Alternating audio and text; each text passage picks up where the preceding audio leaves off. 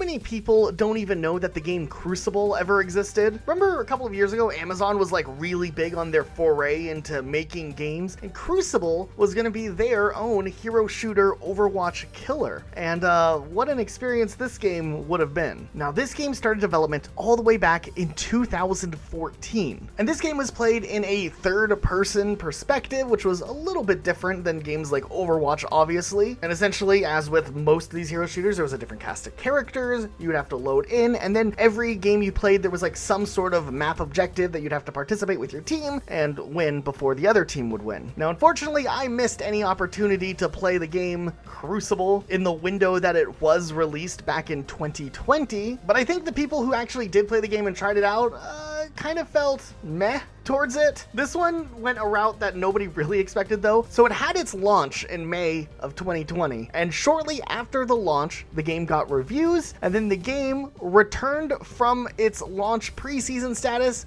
back into a closed beta, meaning that nobody new could sign up for the game, and they were going to continue to cook the game longer until like a month later when they announced that the development would be discontinued. It's a real shame. This game probably didn't have enough vision or focus to make it really stand out, and especially when a game has been in development for such a long time, just to be straight up canceled when it was so close to a final product, it's always disappointing. However, if the gameplay wasn't good enough to compete or stand out, sometimes an unreleased game or a re-unreleased game is better than having a massive failure on your hands. And maybe that's why Amazon chose to pull the plug on this game specifically, because they're trying to like make their jump into game development and publishing, and they didn't want to have like one of their first titles be a complete flop. I did some research on this game to see what it was like back in its heyday, and I watched some IGN video, and the comments are pretty funny. Someone compared the character to if Tracer from Overwatch and Pip from Paladins and some random squirrel had an annoying illegitimate daughter. Seems like that's how many of the characters were perceived. Like, what is this weird hero shooter knockoff game? I don't know how to explain it, but the gameplay just kind of looks like what you would expect a Overwatch type gameplay like if it was developed all by Reinhardt players, for example. It's just a whole lot of not knowing what's going on. On the flip side, do you guys remember Call of Duty Black Ops 4 and how goofy that game kind of was? It's really interesting how at this point,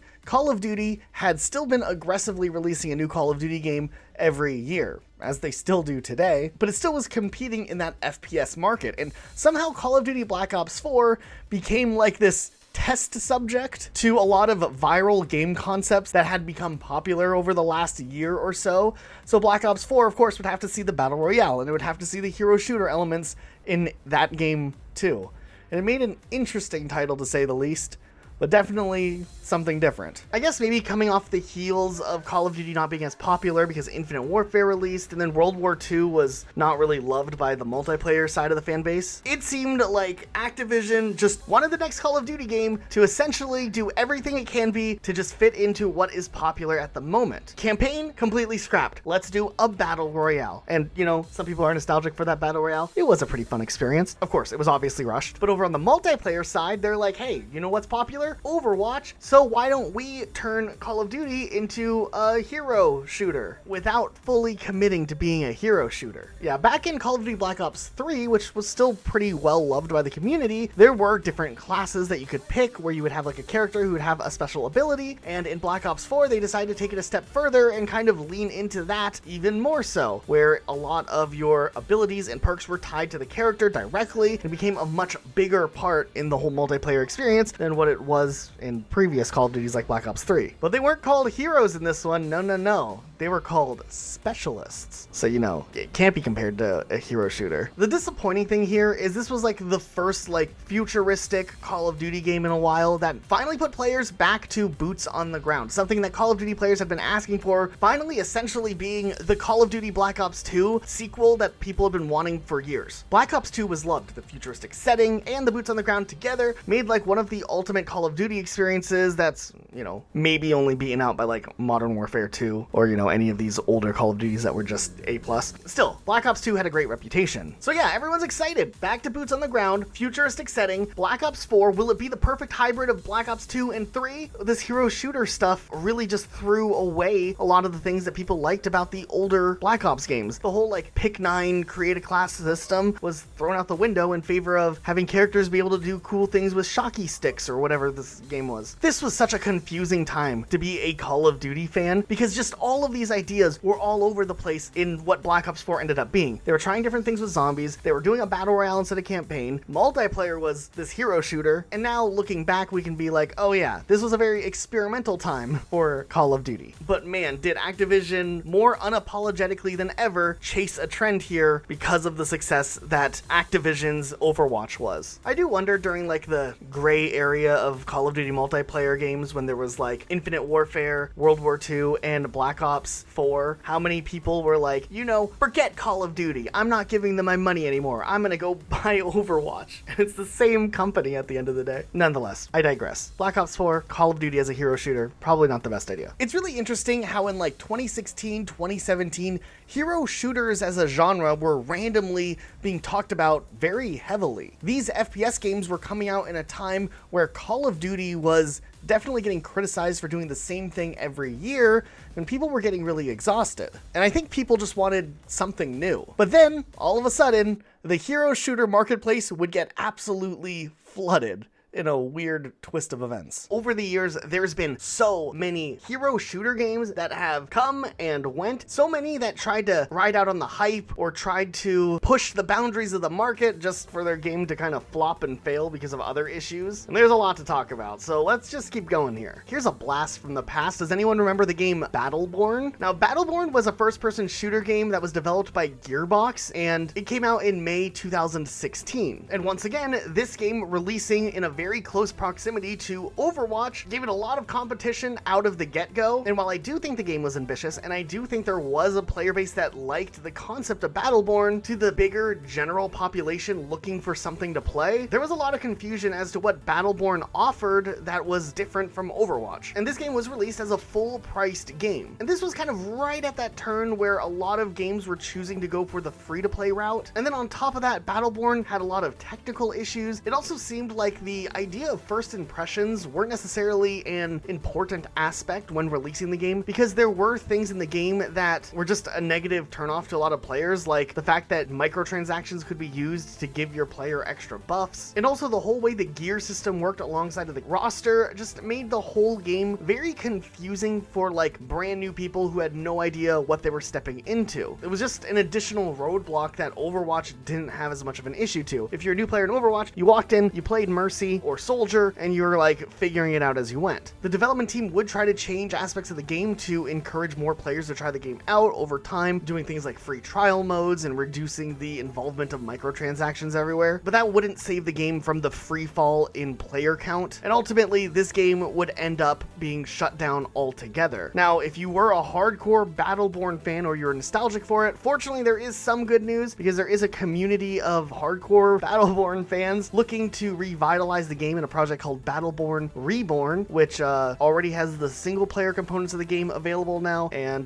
they're planning on developing support for PvP in the future, so who knows? I don't know. I think it's cool that there's a fan base of people that want to try to bring Battleborn back, and who knows, maybe this time around Battleborn will be better than ever, or at least better than what the game was like when it first came out. Maybe Battleborn will see a resurgence one day. It wouldn't be the first hero shooter to just randomly come out of the blue and return after years of being shut down. Not too long ago, I think we did a video where we talked about failed multiplayer games, and we talked about the game Gigantic, which essentially was another hero type MOBA game that released in this oversaturated time for the hero shooter market. And sadly enough, Gigantic ended up shutting its doors a couple of years after its launch. Now, Gigantic was interesting because this game was available as a free-to-play model at first, and it obviously wasn't enough to keep a player base engaged long enough for the game to remain relevant and successful. And while the player base was never massive, there was a lot of sentiment of fans who did enjoy that game actually really disappointed that the game ended up shutting down. Matter of fact, it gets really interesting when we look at the lore here. It was looking like Gearbox Publishing was maybe setting itself up to be sold by its parent company, Embracer Group, and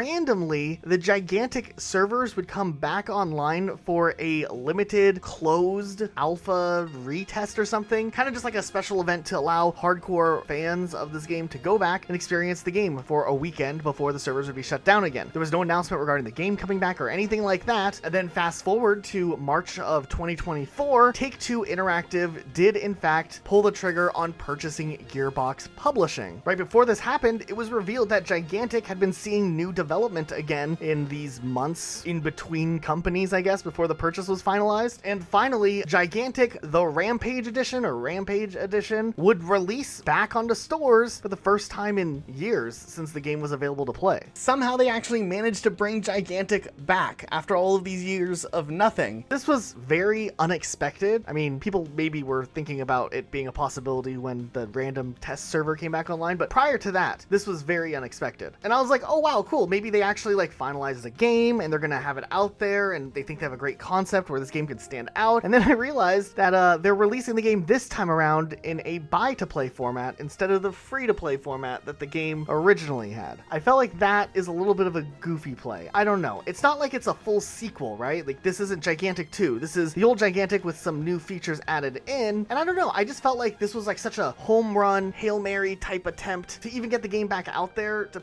paywall it. I don't know. Maybe I'm wrong and I'm missing some like huge opportunity that the developers and publishers see by paywalling the game. But yeah, they chose to do that. The game pre-released and the player base sits right now on Steam charts, which obviously just is the Steam side of the player base, at around 1,000 to 2,000 players. It's about half of what Gigantic had at the end of its original run back in 2017. So maybe they made a little bit of money off of this game and their ability to re-release the game. Other than that, Gearbox Publishing ended up getting rebranded to Arc Games to coincide with the release of Gigantic Rampage Edition. And yes, I am glad that the game is available for people to play again. I just was very surprised by the decision to make it a pay-to-play game. When doing research for this video, I was looking at the Wikipedia page of hero shooters, and I noticed that Plants vs. Zombie Garden Warfare plus the 2 sequels were listed here. And that made me think I actually never played those games. So I installed them on Xbox and I went to play them and see if they're actually hero shooters. And sure enough, they are hero shooters. There's different classes and different types of characters you can play. And after a while, I couldn't find a match on Garden Warfare 1, so I switched to Garden Warfare 2, where I did actually find a match, and then also Battle for Neighborhoodville still had matches going too. You know, this is straight up a hero shooter, and yeah, I never realized that. I thought it was some like PvE tower defense type game that was in third person. But sure enough, there was moments where I was running around and there's like a Mercy type character and the Reinhardt type character, to put it in Overwatch terms, and I'm playing like the soldier type character or something. It's kind of a weird game playing it, and I do have to say it feels way too chaotic and way too all over the place for it to be fun, in my opinion. And it just seems like there's a bunch of stuff happening and like no real direction of what you're supposed to do other than get kills maybe. It definitely is one of the weirder hero shooters I've played. And I mean, this game might be really popular on console, but I mean, looking at the Steam charts, there's like 60 players right now playing the newest title, and I'm just like,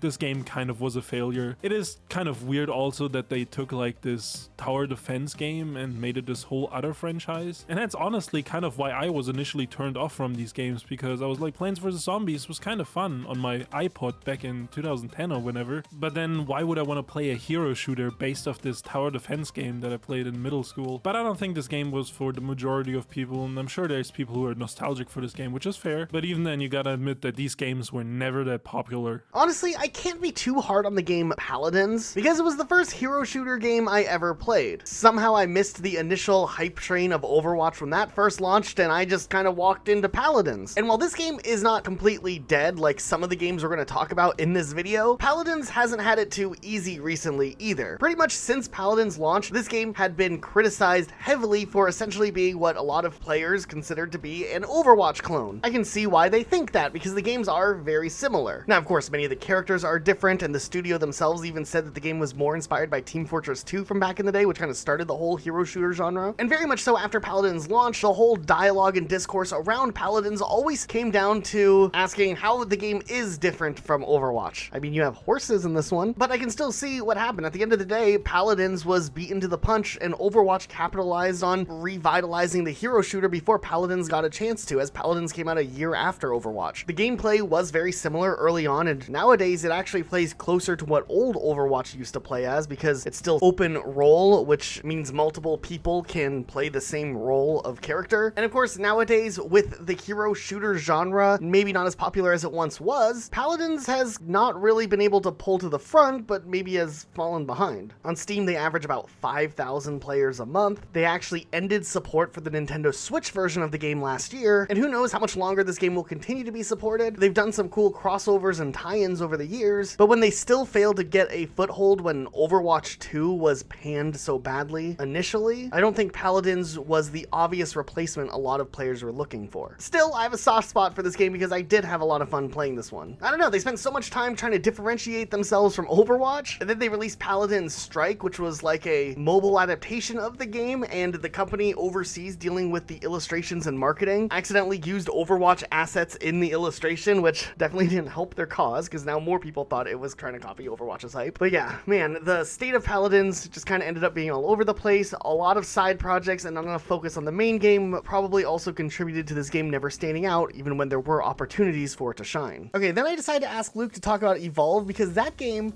was often forgotten about in the first place, but also it did technically have a lot of hero shooter elements to it. In the past, there has been a couple of times where we talked about the game Evolve on our channel, like the games that got cancelled before they could shine video that we did a couple months ago. So to keep it short, for the people that don't know this game, it's basically an asymmetrical multiplayer game where there's one big monsters and 4 hunters hunting the monsters. So it's a 1v4 PvP game. Now, this totally counts as a hero shooter because on the human side, which are the hunters, you have 4 different classes. You got Assault, Trapper, Support, and Medic. And then on the monster side, you also had different classes with the monsters having different abilities and, you know, each monster being unique. And I mean, if you want to learn more about why this game failed or what could have been done with this game to make it better and, you know, how the whole thing went, go watch that video that I mentioned earlier. I think Elijah explains it very well in there. So yeah, not to drag it out, but this is another failed hero shooter and that's why it's in this video. I'll be completely honest. I completely forgot that the game Rocket Arena ever even existed, and this is actually one I played back in the day. Now, I believe when this game first came out in 2020, it was paywalled, like it was a retail game that you had to purchase, and I think that already hurt this game's odds of like reaching mass appeal because it was paywalled, and then also like the aesthetic of the game definitely looks kind of Fortnite-y. I'm not saying they straight up copied Fortnite, but that art style that is now commonly associated with Fortnite is obviously somewhat present here, which means maybe it was intended to appeal to a younger audience, but then why would a younger audience play this game when they could just literally play Fortnite, which is free? I don't know how many younger kids would be seeking out a hero shooter specifically that they've never heard of like this game, but eventually the game did make its way onto EA Access, which meant all of a sudden it was a whole lot more accessible to a lot more people because of like the Game Pass partnership that they have. I'll be honest, I played this game for maybe 45 minutes back when it was available, and I put it down. I wasn't having fun, I didn't know what was going on, and ultimately I just felt like there was better games out there to play. This time around it wasn't anything overtly offensive. You didn't look at this game and you're like, wow, I can't believe they made this. This game was third person, it was 3v3 versus like the regular 5v5, and there was 10 maps available. And I guess the main idea is like, it's one of those hero shooters, except instead of having to actually aim, you use rocket launchers. I'm pretty sure all the games I played, I didn't even get to play against real people, it was just bots. I think the game was already pretty dead at this point. It really has been a minute since I've played this game, but it doesn't surprise me that this game ended up getting the good old shutdown treatment from EA. People noticed the game mysteriously was unlisted from the store in November of last year, and then December they made the announcement that the game would be shutting down in March with a few little updates and announcements in game building up to the big finale that would cancel the game off. Now here's what's actually interesting. I didn't realize this until I was doing research on this, but this game was developed by a small studio known as Final Strike Games, who essentially was a core team of multiplayer designers who worked at 343 Industries on Halo 5 Guardians. After Halo 5 Guardians released, they left, started their own company, and made this game that got 6 out of 10s. Now, of course, I'm never a fan of a game fully just being shut down and becoming inaccessible to play. I feel like there is some interesting parts of games that are immortal in the sense that you can go back to them years and years later just to see what the experience was like.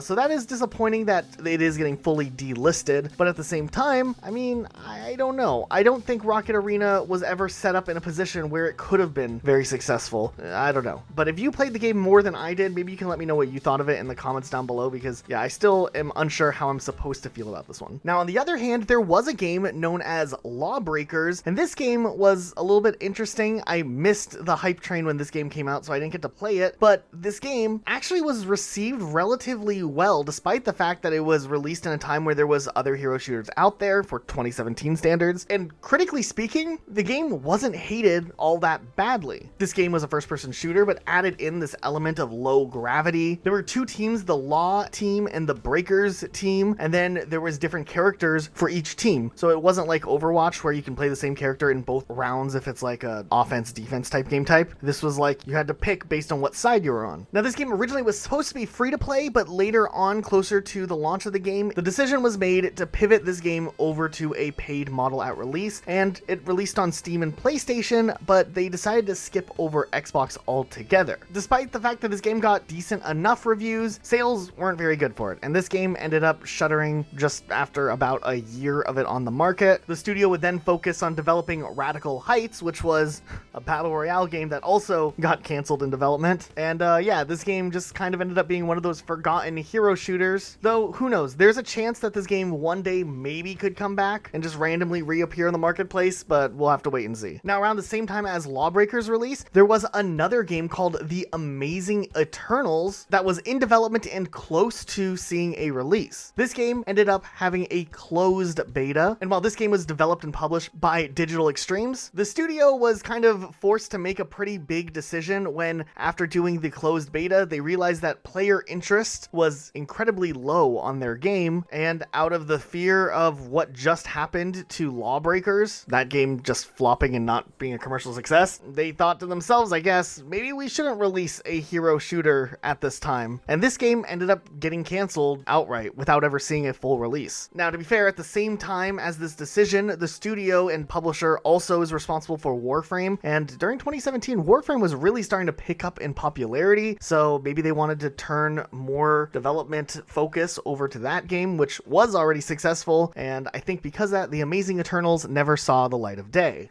Quake Champions was a very interesting one that came along randomly. Like, we hadn't had a new Quake game in a very long time, and then bam, Quake Champions is here, and this time it takes the Quake formula, it obviously modernizes the graphics, and does this whole, like, hero selection thing, once again, in that time period where, like, Overwatch was already really big. I think for Quake, though, it was kind of an interesting move. It wasn't necessarily an awful move, I think. At the very least, like, Quake gameplay's always been quite different from, like, Overwatch. I mean, Quake is more of, like, an arena shooter, so I guess there was something there. I remember playing this one a little bit back in the day, and they had some interesting characters, and they were trying to balance things out, but then I just kind of one day stopped playing shortly after I started and never came back. I never really thought about Quake Champions again. It seems like at the beginning it did have a pretty okay player base for a brand new release, sitting around 17,000 players on Steam charts at least. And while the game opened up as free to play, I guess it was also in early access. I didn't realize that at the time, but it seemed to have had its full release last year. But if you look at the player base now, it's relatively small, averaging between like 100 to 300 players in a given day. Hey, at least this game didn't fully shut down and make the game unplayable like a lot of other games we talked about. It just never ended up being like, you know, a bigger thing. I do wonder though, with it being 2017 when this game came out, it only released on PC, they didn't do a console release. I wonder if this game would have done really well on console just because there was a lack of arena shooters. Like, there wasn't a new Halo game anytime on the horizon for Xbox players, and Halo kind of historically has been one of the bigger arena shooters. So I wonder if like a lot of people would have jumped on if it had made its way to console, but they chose not to do that. So maybe they shot themselves in the foot. I don't know. This next one is probably the most obscure one on this list, and I wouldn't be surprised if nobody here heard of this, because I hadn't heard of it before doing research for this video. But there's a franchise in Japan called Gunslinger Stratos, and initially this hero shooter released as an arcade machine for the first 2 entries of the franchise, but eventually would get a PC release with Gunslinger Stratos Reloaded, which was released in 2016 and shut down by March of 2016. So it's pretty clear that this game died immediately. Looking at gameplay of this game, or these games, it looks very fast paced and very all over the place. I mean, it's third person, which that's kind of meh in my opinion, but also like there's a lot going on, and like you jump off buildings and you run around, and I don't know, there's like tons of stuff going on. It looks very chaotic and very overwhelming. They would release one more updated version of the arcade game, and that was called Gunslinger Stratos Sigma, but that game would also shut down its servers in 2021, and I don't think there's a current active version that you can play of this franchise. I think the arcade servers were the last thing that were up of the PC version was shut down, and since those are gone now too, I don't think you can play this, even if you went to an arcade. This franchise also got an anime called Gunslinger Stratos the Animation. I'd never seen it, but I mean, hey, that's kind of cool. Now, I think it's really interesting. If we look at the history of hero shooter games, Team Fortress 2 was kind of a major turning point for the genre. Like, that game inspired so many other games down the road. But there was this period of time after Team Fortress 2 came out where, like, there weren't really hero shooters. Matter of fact, a lot of first-person shooter games started out as hero shooters and then kind of pivoted away into the more commonplace competitive FPS scene that we see now, like Call of Duty. The earlier multiplayer games didn't have create a class. You actually would just choose a role, and in a way that was like a hero shooter game. But I think it's interesting how when that phased out and they did create a class for a while, for Call of Duty as a prime example, like, these hero shooter games went away. But Team Fortress 2 kind of started it all with the different classes they had, right? Yeah, I mean, you had your standard stuff like the medic, the heavy, the spy. I mean, like, there was a lot of different heroes, I guess. And I mean, yeah, Team Fortress definitely, what do you call it? They pioneered the genre for a long time. Right. And they were like recognizable characters, right? It wasn't just like a class or a role, because also, like, you could say like Battlefront was like a hero shooter, but what's the other? Battlefield. Yeah, was not kind of. I mean, yeah, sure, I guess. Not quite a hero shooter, Yeah. right? There was like the roles still that fell into it a little bit. Right, yeah, I mean, yeah, that's fair. But yeah, you're right. Like the heavy or the scout from Team Fortress are definitely like characters tied to their appearance, where in Battlefield and Call of Duty was just like random soldiers, not necessarily like characters. Right. I guess that's a good point. That's a good way to put it. But yeah, it is interesting how, like, Team Fortress was very popular and it continued to be popular for such a long time, but nobody was really doing the hero shooter thing for a minute. And then we saw, probably around this time where there weren't hero shooters, this like explosive rise in MOBA games. And those games are not hero shooters, but they're hero games, right? Sure, they're like top down, or hero shooters are just first person MOBAs.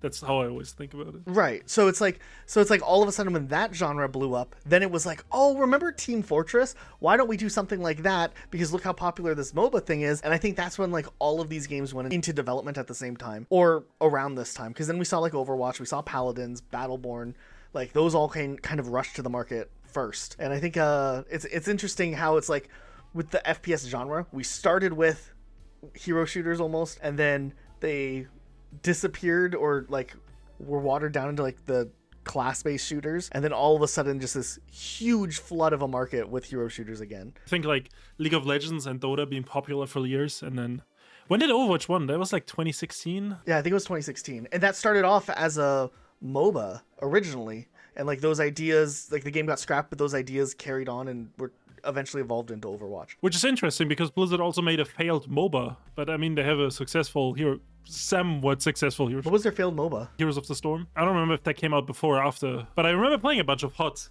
I mean, it's fine. So this is what I think is interesting. A lot of these hero games we've talked about, right? They failed because they came out like after Overwatch was at its like peak popularity. And they didn't do enough to maybe capture the market that Overwatch had already established. I mean, I do have to say, like, when it comes to hero shooters nowadays, what we got? Team Fortress 2, Overwatch 2, and Apex, I guess. Those are like the big ones that are popular. Yeah, I think of Apex almost more as a BR. But yeah, you're right. It is a hero shooter BR. Well, it's a hero shooter. I mean, like, it's just like the game mode is BR. You know what I mean? It's just still a hero shooter. But what I'm about to say is, like, I don't know if you're getting to that point, if I'm jumping ahead, but Overwatch just felt clean, and a lot of the other hero shooters felt amateur. And I think that was the biggest thing that Overwatch had going for it, that it just felt like I mean, there obviously is bit glitches and balancing issues, but like the whole gunplay and everything just felt like a package deal. Yeah, it just felt like very smooth. Do you think the Blizzard trailers kind of contributed to the feeling of like a polished experience? Because remember those like CGI trailers were so clean for Overwatch that like that had to have done part of it. Like Because now you're like, wow, they threw a ton of money just promoting this game. Like, they must believe that they have something special here. It is interesting. We talked a little bit already about how Black Ops was trying to like jump on the trends of all these other things. Like, they did a battle royale with Black Ops 4 and a hero shooter in Black Ops 4. But apparently, if you follow Halo closely, there was a little while back, like some leaked information that there was a prototype that they were working on behind the scenes at 343 for Halo, what would become Halo Infinite, to make a hero shooter Halo game. And they spent quite a bit of time and development resources trying this out just to choose to scrap it all together and do the multiplayer experience. I don't think a hero shooter would have worked for Halo. I mean, I don't think what Halo's doing now works for Halo either, but I definitely don't think trying to do a hero shooter in a time where the hero shooter market was as flooded as it was the play either. Halo Infinite is their best product, and it has so many flaws. I think it's interesting. 343 struggled to capture like the charm with Halo that Bungie was able to do, but also Bungie is working on their extraction shooter. And wasn't there also talks recently that Marathon is going to have like hero roles in it now, instead of like create a character or like a custom character like you would get in Destiny or something like that? There was rumors that they're pivoting development completely or something, right? I'm curious to see what ends up coming from that. If that's actually true, like we're gonna see Marathon as a hero shooter, or they're gonna do something different. I mean, it's too early to tell right now, obviously. I mean, we'll see. Sony Seattle has been announcing some good stuff for Destiny. Sony Seattle. What? That's what they are. Sony Seattle. What, Bungie is just Sony Seattle now? Bungie, I don't know. Move on, old man.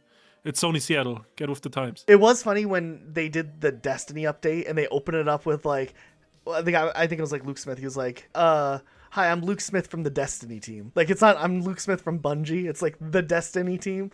It's like Sony Seattle. Luke, what's Deceive Inc.?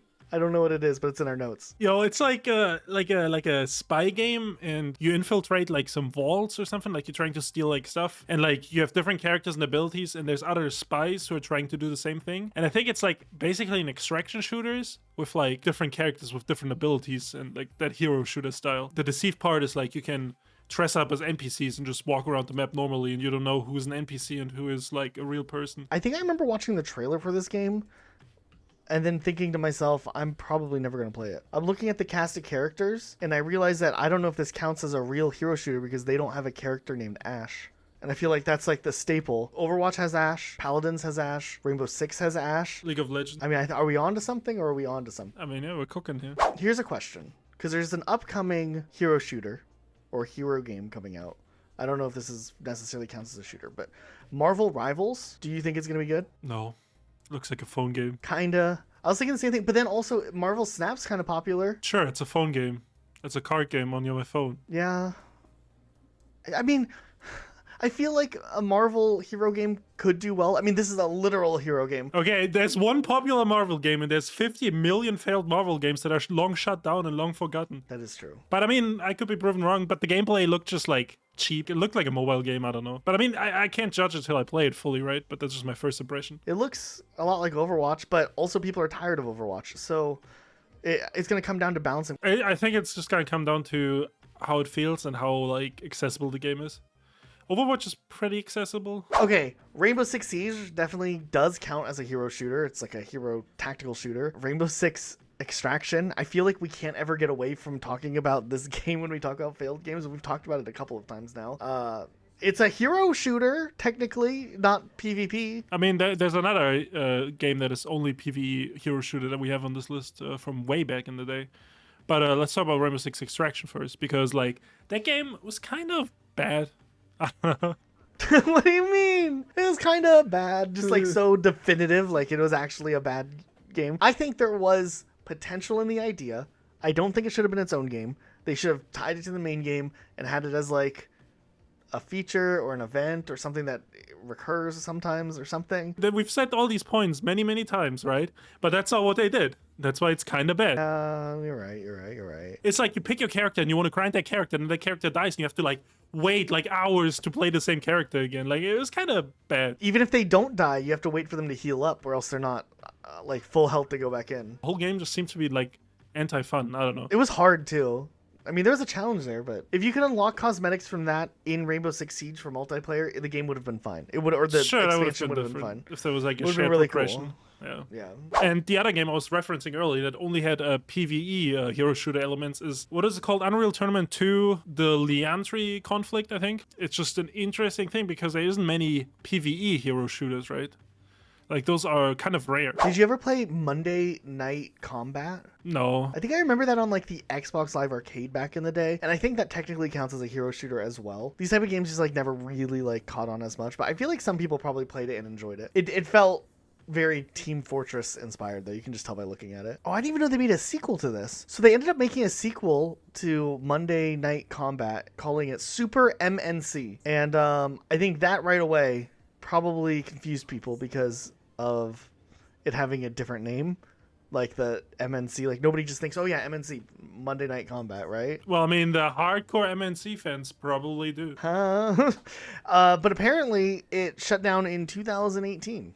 Well, I mean, then it definitely belongs on this list, you know? Yeah, it came out in 2012, and it lived until they shut it down. So this is interesting. This game actually ended up releasing prematurely in April of 2012 because they sent out an unlimited use product key that was meant to invite a small number of playtesters, and then like they could just keep using the key. So just a bunch of players started coming in. So they're like, well, might as well open the game up now, and that's what happened. I mean, maybe, honestly, conspiracy theory time, I don't know anything, but maybe that was planned, dude. There's like some marketing, you know what I mean? The game was already going to be free to play. Right. But then it's like, oh, here's an early key. Just use it. You get this exclusive game. Maybe that was. The next game was Shatterline. You put that on the list. Right. I put that on the list because we talked about Black Ops 4 earlier, and Shatterline is a Black Ops 4 inspired game. I was going to say knockoff, but I mean, I don't think that's fair. The game is okay. Did it have the hero shooter elements to it? Yeah, it had like the classes and stuff like that, like just like Black Ops 4, and like, you know, like someone had a crown pound, someone could put up walls or something, you know, like whatever they had in Black Ops 4. I don't remember all the abilities. I just feel like it's so weird because like Black Ops 2, very well loved. Black Ops 3, still pretty decently supported. A lot of people really liked Black Ops 3, and it's, of all the games to choose to try to like emulate, Black Ops 4 is the interesting take. I don't know.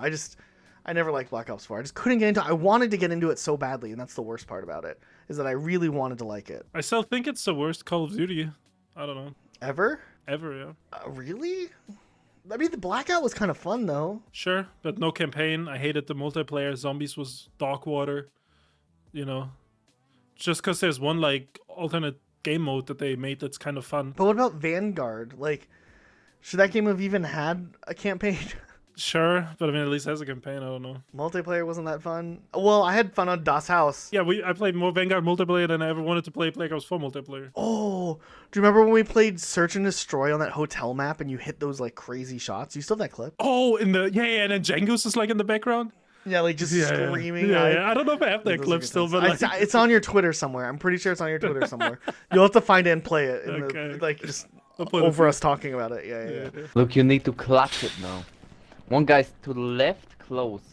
Clutch your lick. Room. Yeah, in that room. No, in that room, left. Oh, yeah, that's that fun too. Nice! Quick scope now! Oh, let's go. And the last guy's in there, in that room, and behind the desk.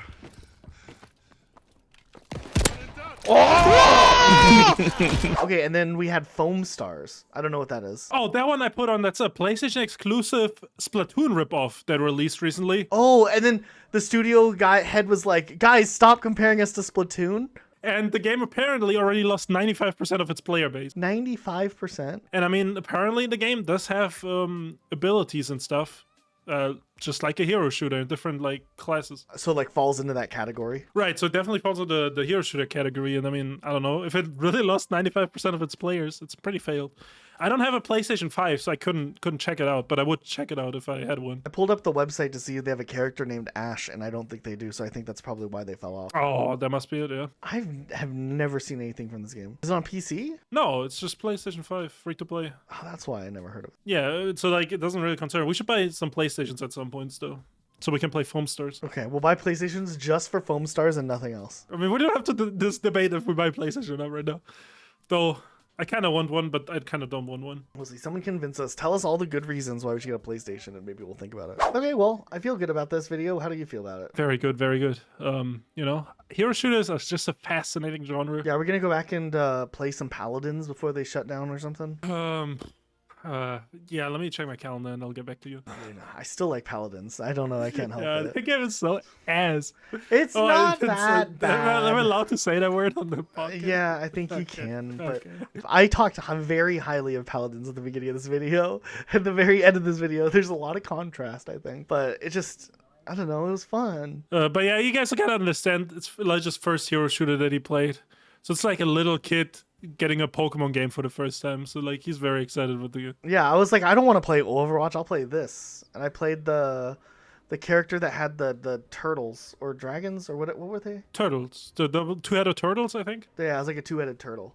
That was good. I was good at it, I think.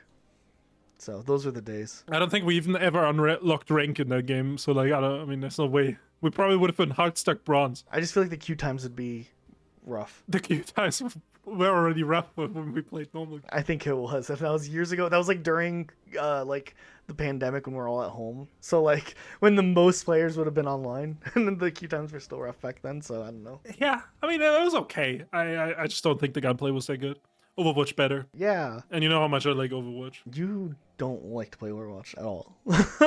To be fair, it's how I feel about most games I like, so maybe it's normal. I kind of want to get back into Rainbow Six though. Speaking of hero shooters, I've been getting that itch to play some more R6. I mean, I could do a match after this. Okay, guys, I think we're gonna wrap it up here. No. Thank you guys for watching, though. If you enjoyed this section of the video, maybe consider becoming a patron. These patrons have helped us out quite a bit, and it's a cool way to support our channel. Also, you can stock up on your gamer subs. Yeah, there's something going on with Gamer Subs they told us about. Starting yesterday, you get free shipping if you use our code if you order over $39.69 for the whole week. Make sure you fill up, use our code RocketSloth, and get your Gamer Subs order. Yeah, I mean, it'll make you a better gamer, maybe. Someone is gonna be hard stuck like iron or whatever it's called, copper in Siege, and he's gonna be like, I used code RocketSloth to buy this Gamer Subs, and I'm still hard stuck copper. Listen, it's your teammates. Yeah, you're right. You just gotta get better teammates to carry you up, and you'll be fine. Easy. If you get on our sweet side, we'll carry you. If you buy gamer subs and you are hard stuck copper after like a certain amount of games, Yeah, if you have 100 games in copper, and you bought code RocketSloth, Gamer Subs or whatever, and you can prove it, go ahead and send us an email, and we'll carry you for a couple of games. we can carry you to bronze. At least to bronze. Depends on how hard stuck they are. What if they're only getting like 10 MMR a game? We have to go in with Smurf accounts. No, like it would just be a very slow pull. Sure, but if we're on Smurf accounts and we're also copper, then like us winning. Oh, we get the streak up. Yeah. Well, we'll catch you guys all next time with another video. We have some big ones planned for the future, so that'll be exciting. And yeah, I think that's it. Thanks for watching. Bye-bye. Bye.